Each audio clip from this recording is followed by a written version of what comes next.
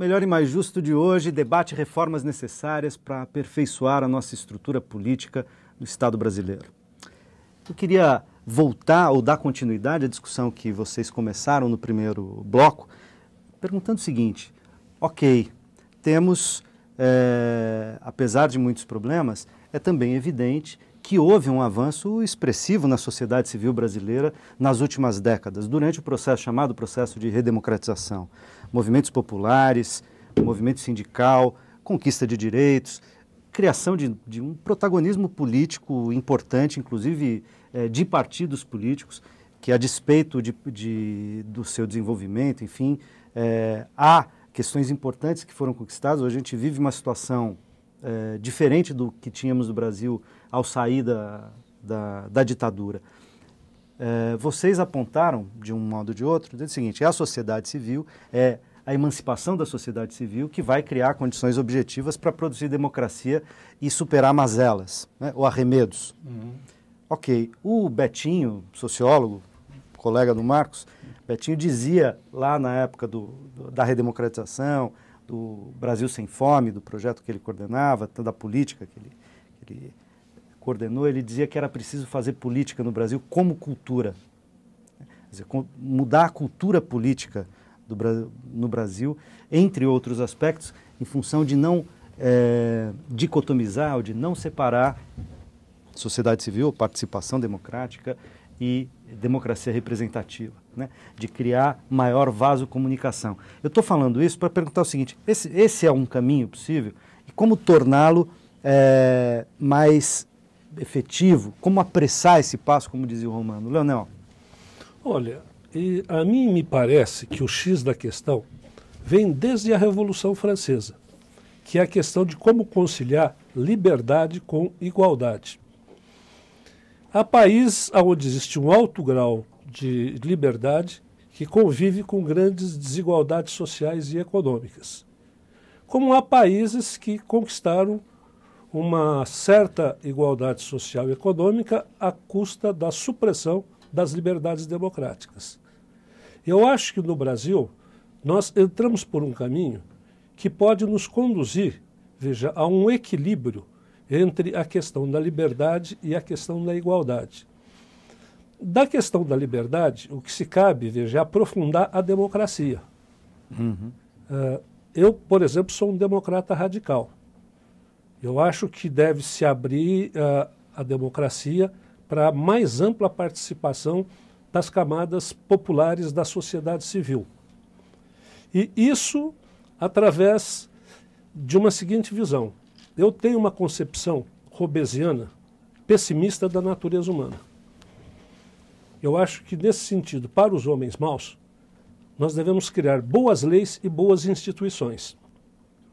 Para conter a sua maldade. Exatamente. E quanto à questão da sociedade civil, é como se construir uma hegemonia, uma direção moral e intelectual que possibilite à sociedade civil se equiparar com o Estado. Se equiparar com o Estado. E isso, evidentemente, como aponta o meu colega, veja, só pode se fazer através de uma revolução cultural. Evidentemente que eu não me refiro àquela que fez Mao Tse Tung na China, mas no sentido de que nós temos que democratizar a riqueza, nós temos que democratizar o governo, nós temos que democratizar a cultura em todos os níveis. Quer dizer, ensino gratuito, ensino de qualidade e ensino para todos.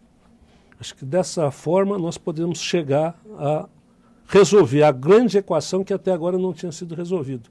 E o Brasil pode ser um pioneiro, veja, nessa realização. Romano, aliás, você já dizia isso num livro seu, se eu não me engano. Diderot dizia isso, né, de certa maneira. Quer dizer, as massas só são destrutivas se elas não tiverem educação e puderem lidar com a questão da arte e da ciência. No texto sobre a Universidade da Rússia, o que ele diz é que a universidade pública deve ser destinada aos filhos dos pobres, porque até em termos de probabilidade tem mais gênio em 100 choupanas do que em 3 palácios. Né? Esse é um ponto importante, eu acho. Agora, mas veja, né, quando o Betinho fala dessa questão da cultura, é bom recordar que cultura é ética, cultura é hábito. né? Você produz e depois você reitera. E você reitera automaticamente. Esse é o grande problema da cultura e da ética, né? Quando você tem um início ruim, você tende a reiterar aquilo, né? Por exemplo, no caso do trânsito brasileiro, né? Todos os assassinos que passam com sinal vermelho, se você disser para eles que eles são assassinos, eles vão dizer que não, eles são gente honesta, né? Porque eles fazem automaticamente. Porque aqui no Brasil, o certo é quando vê o sinal vermelho pisar no acelerador, né? Então, no caso... a história de naturalização de determinados hábitos que são... Exatamente, comportamentos que se tornam automáticos. Que são deletérios. Agora, veja, por que eu valorizava e valorizo ainda a proposta do orçamento participativo? A primeira vez que eu estive numa assembleia do orçamento participativo, eu estava com uma socióloga, minha Cicerone, né? E eu vi um grupo entrar no estádio, né? no estádio do basquete, do ginásio, e estava assim, a comunidade, vou usar um nome que eu não me lembro, mas a comunidade de Pedro Leopoldo saúda os participantes. E eu virei para ela, mas onde é Pedro Leopoldo?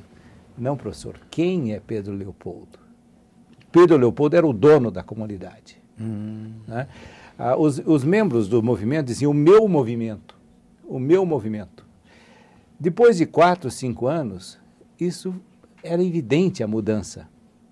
Né? Começa a se diluir, ser não tinha mais desnaturalizado. propriedade de grupos, não tinha mais isso. Né? Você percebia que havia uma politização correta e boa. Né? Uma mudança todos, ética. Né? Mudança ética. Quer dizer, aquele automatismo. Inclusive, outro exemplo, a Prefeitura de Porto Alegre, eu acho que foi o primeiro governo, se não me engano, do Tarso Genro, a Secretaria da Educação distribui papeizinhos para evitar as filas na hora da matrícula das crianças. Existiam líderes comunitários que exigiam da secretaria os papeizinhos para eles distribuírem, porque eles dominavam aquela comunidade. Isso também foi desaparecendo. Então, veja, são coisas aparentemente micrológicas, mas que têm um resultado tremendo em termos de mudança de comportamento. E nesse sentido, o Estado, tanto em nível municipal, estadual, federal, deveria favorecer. Não é o Estado quem faz, porque não é ele que constrói essa autonomia, mas ele tem ferramentas para favorecer. O orçamento participativo seria um exemplo delas. No Estado, quem se diz democrata e se diz republicano deveria lutar para isso, e não podia abrir mão disso. Está claro? Fala, Marcos, tá aí. Eu acho, bom, eu vou usar um termo antigo, né? Mas sempre interessante. O país que a gente está falando, consolidou uma revolução burguesa, né? De maneira rápida, violenta, muito dinâmica, né? Mantendo problemas históricos, né? Não fazendo as reformas necessárias que caracterizam até esse processo de modernização, né? Agora estão aí à nossa porta. Nessa que é a grande verdade, essa panela de pressão que jamais explode e, ao mesmo tempo, jamais abaixa. O problema é o seguinte, né? Eu acho que continuo falando, a transparência, sim, ampliação dos mecanismos de democracia participativa, só que a realidade é essa. Acho que uma democracia deve ter bases materiais, você não tem sustentação. Né? Isso envolve vencer o grande monstro da desigualdade, paulatinamente, de um golpe, não sei como, mas as coisas têm que acontecer por aí. Da desigualdade, não só política econômica, primeiro econômica. A desigualdade econômica, mas porque ela marca o Estado, ela marca o aparelho de educação. Muito, né? Avançado muito. Mas pode ter avançado, melhoramos sim. Melhoramos sim, a gente tem melhor. Índice de 7% de desemprego quando era 18. Sem dúvida, por isso que a gente tem uma sociedade 40 milhões de pessoas chegando à classe média. Por isso que nós temos uma sociedade que está melhor, que melhora em termos inclusive políticos. Por isso que uma série de práticas que até pouco tempo atrás não eram discutidas porque existia uma certa legitimidade informal, começam a ser questionadas. Mas por quê? Porque pessoas dizem, ei, eu quero a minha parte. E nesse sentido não é mesmo um processo? É claro que é um processo. Sim, é um Quer dizer, processo. Essas coisas provavelmente não acontecem do dia para a noite. Só que se desdobram em... Porque, por exemplo, uma sociedade onde o privilégio é a norma, um aparelho educacional está marcado pelo privilégio. Então, né? As relações de poder estão marcadas pelas lógicas do privilégio. Não é? Porque isso é um processo que a gente... Se você me permite, aqui no Brasil o privilégio vira mérito. Privilégio vira mérito. Né? Então, esse é o grande problema. Em que sentido, Leonardo? Acho que era importante explicar isso melhor para o telespectador. Eu começaria por dizer o seguinte, a que herança nós devemos renunciar para poder avançar? Ou seja, nós herdamos da nossa origem ibérica um Estado patrimonialista.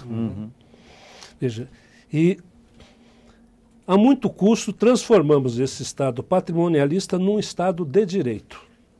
Quer dizer, norteado por uma Constituição baseado no princípio da legalidade.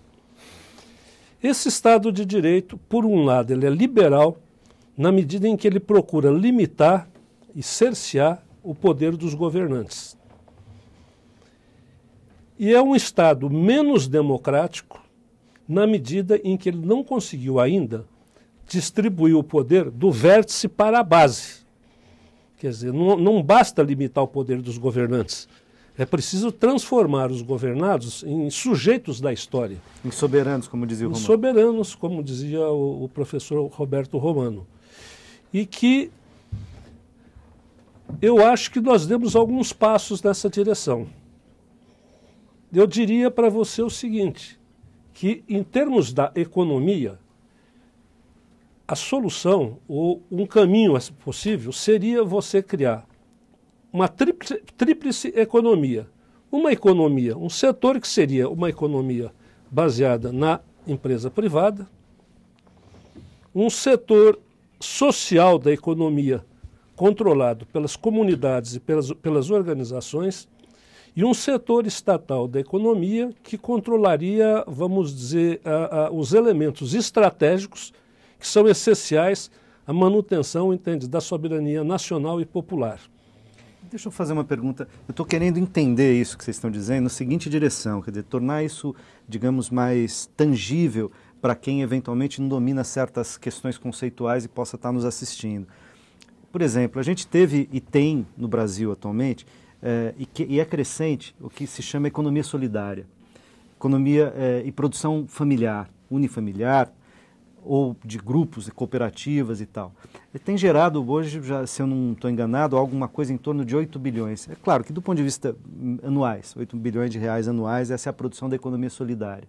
Cooperativas gerando tecnologia social, redes que escapam do mercado formal, dos atravessadores, enfim, e que criam alternativas que têm gerado não só alimentos, mas emprego e dignidade para um monte de gente, portanto protagonismo, possibilidade de dar um primeiro passo no campo da cidadania.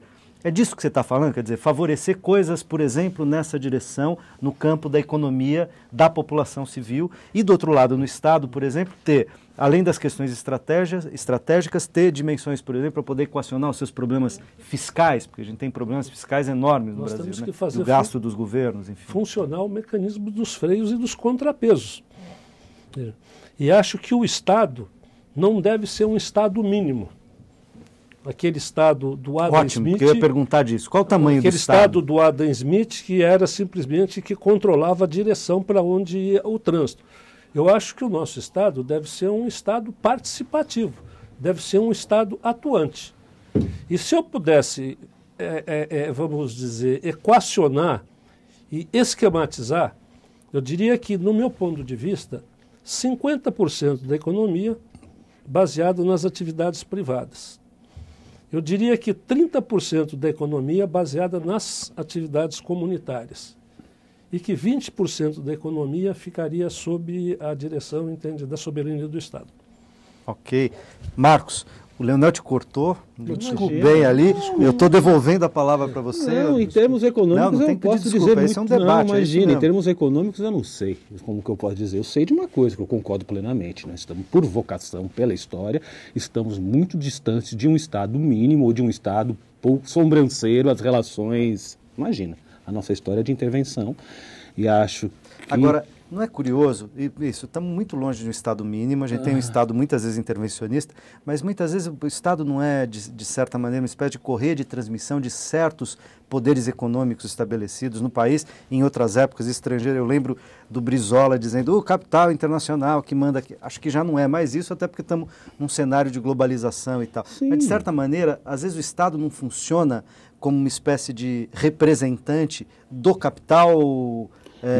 nas suas condições privado? Nas suas condições de... Não, sim. Sempre uma interação nisso. Afinal, essa é a tarefa precípua do Estado, né? Não, mas tudo bem. Desenvolver o aparato econômico de mercado é tarefa precípua. Cada Estado emergiu da sua realidade social com essa tarefa né? Com essa tarefa, com esse objetivo claramente definido, né? Isso cria tensões sociais e você tem que responder com políticas de equidade, políticas sociais, né? Que vêm sendo reformadas no Estado brasileiro, não sei se para melhor ou para pior, essa é uma outra discussão, né? Essa é uma outra discussão. Enquanto a questão do tamanho do Estado, aquela coisa que foi dita nos anos 80, 90, que tinha que diminuir, me parece... O famoso discurso neoliberal. Parece falacioso, não, que tinha que ficar aquele Estado desenvolvimentista, que, né, que já tinha se falido, mas a nossa... Eu não sei se isso é uma questão de vocação ou não é de vocação. Eu sei que essa é a nossa história. A nossa história tem a questão da intervenção estatal. Parece que a gente está distante de qualquer paraíso ideológico de livre mercado, laissez-faire. Não é a nossa história. A nossa história é com o Estado atuando fora na sociedade. Como ele atuou, o problema é por isso que a gente está falando de transparência, de ampliar o mecanismo de participação, de dar bases materiais para uma democracia, porque aí sim a gente pode ter construído uma outra realidade política mais próxima dos sonhos, mais próxima de uma república, né? Precisamos consolidar a república.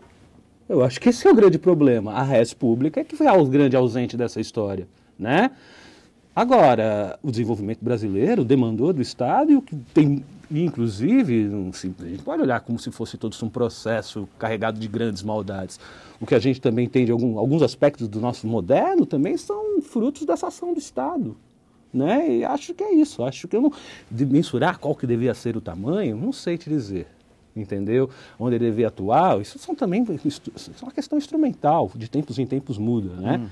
Mas que ele devia cada vez mais aprimorar os seus mecanismos de participação, de transparência, que ele devia cada vez papel, mais... Né? Aqui o tamanho do Estado tem mais a ver com o papel do Estado isso, do sem que dúvida, é o papel do Estado. Uma medida, com uma mesa de Procusto qualquer, com um divã de Procusto qualquer, né? Que você bota lá e se o cara não cabe dentro, você corta a perna, vai caber na tua medida. Acho que isso não é isso, né? Mas é muito mais que papéis que o Estado desenvolve. Reativar esse papel do Estado.